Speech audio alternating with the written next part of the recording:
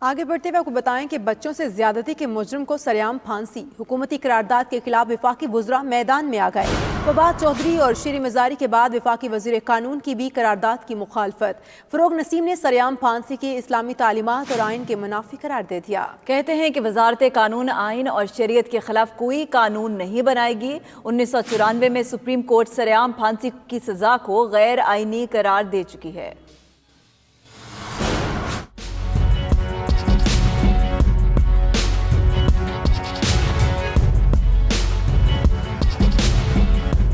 قومی اسمبلی سے بچوں سے زیادتی اور قتل کے مجرموں کو سرعام پھانسی دینے کی قرارداد کی منظوری۔ وفاقی وزیر انسانی حقوق شیریں مزاری اور وفاقی وزیر science and technology Fawad Chaudhry کے بعد وزیر قانون کی بھی مخالفت۔ وفاقی وزیر قانون بیرسٹر فروغ نسیم نے واضح کر دیا کہ ملکی آئین اور شریعت کے خلاف کوئی قانون نہیں بنے گا۔